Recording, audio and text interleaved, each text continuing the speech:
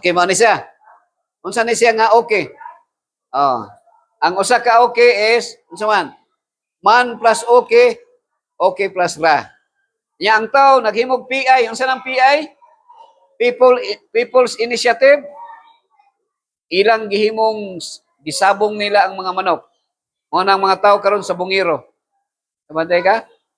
Pero unsay principle sa Ginoo, ayaw pagsabong kay luoy kay manok nga imong ipasabong.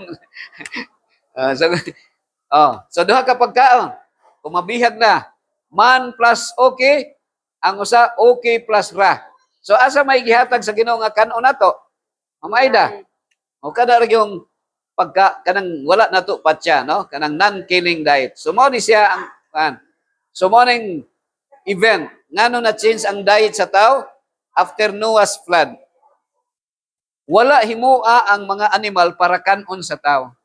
Pero sa dihang nakasala na ang tao, nanay dilubyo, nanay Noah's flood, nangamatay na ang mangustin, avocado, lansones, marang, durian.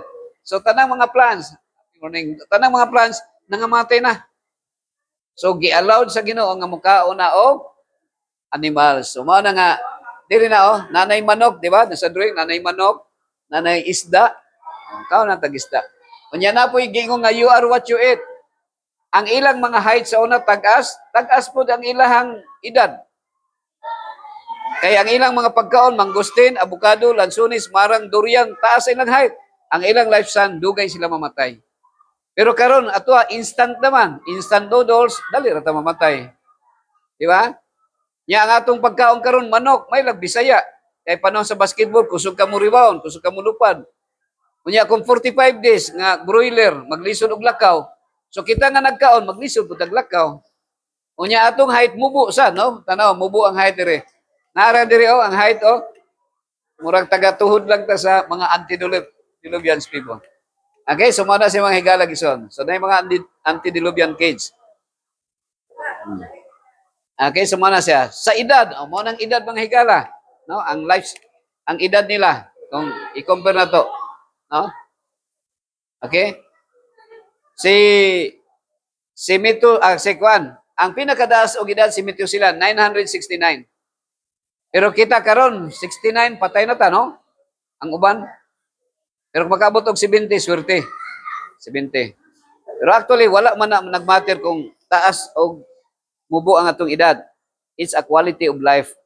Maski pag 20 anyos, mamatay na, pero nag-alagad sa Ginoo. Nag-alagad ka sa Ginoo. Magunsa man ang 100 nga, wala mag-kuhan sa Ginoo, wala magsunod, no? Sana siya. So, ang bata pa dire nga namatay, si Abraham, 175. Ang iyang lulong nga si Noah, 950. Dunay 725 nga ilang gap. Ngano man nga ang lulong nga si Noah, 950 namatay, ang apo nga si Abraham, 175. Ngano man kaha? Ay, kung ato ding susihon, si Abraham, si Moses o si Joseph, nagpuyo sa Egypt. Unsa may mga pagkaon sa Egypt? Mang inasal, chicken joy, chokes to go, balbakwa, bulalo. Ug naa dito ang it-ulyukan. Apil dito yata ang kanang Vikings. So, mao na nga shorter ang lifespan nila. So, kita karon ang ilang equivalent nga edad mga higal, igsoon.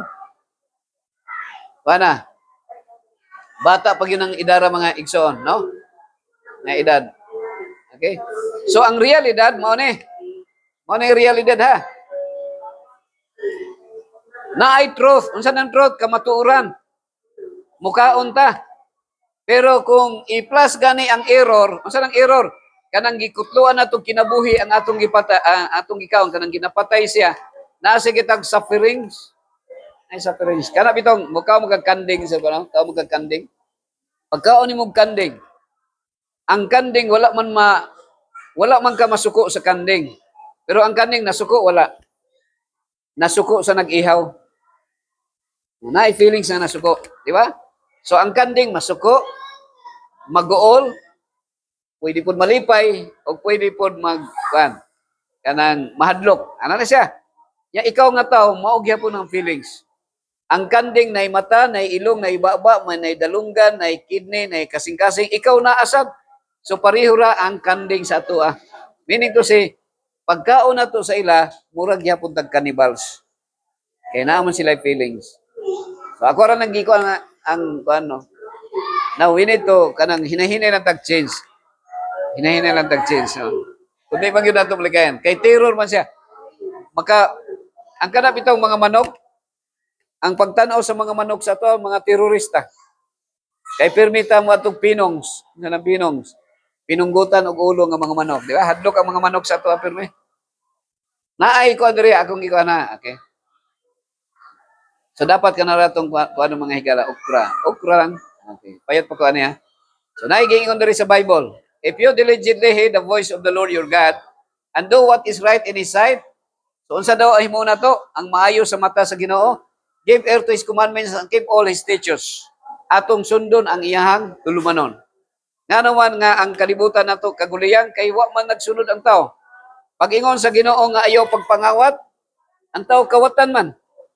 Kung sundon pa nato ang sugo sa Ginoo nga ayaw pagpangawat, dili mahalin ang City Hardware, dili makahalin og kanang kandado.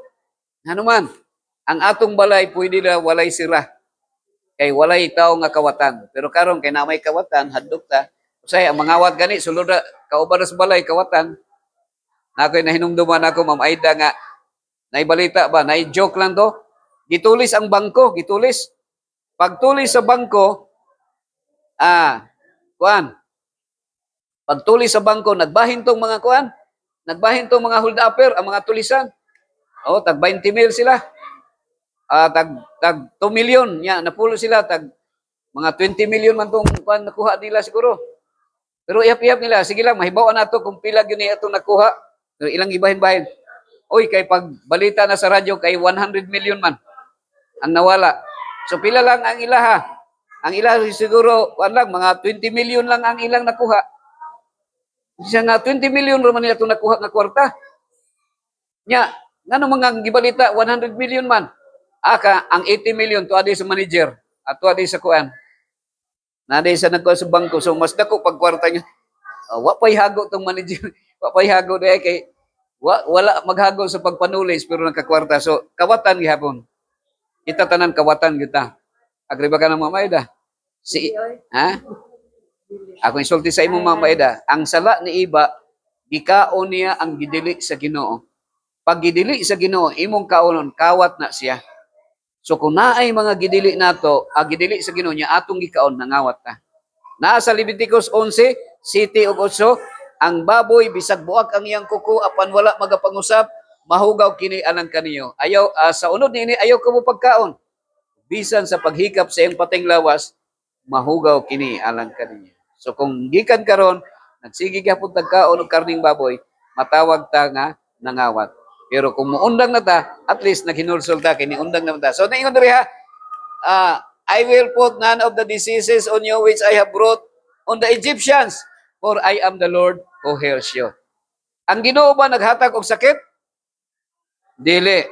Pero gimension diri, walay sakit nga akong ihatag sa inyo ha, dili sama sa mga sakit nga tua akong gipadala sa mga Egyptians. Pero kinsa may naghatag og sakit sa ilang lawas? Ang mga Egyptians gyapon. Ang mga katawhan sa Ginoo wala magkaon sa gidili sa Ginoo. Pero ang mga tao nga mga Egyptians nisupak sa sugo sa Ginoo, mo hinungdan nga naa sila daghang sakit sa ilang lawas, mga igsoon. Okay? So diara ko to. Atong pangundre.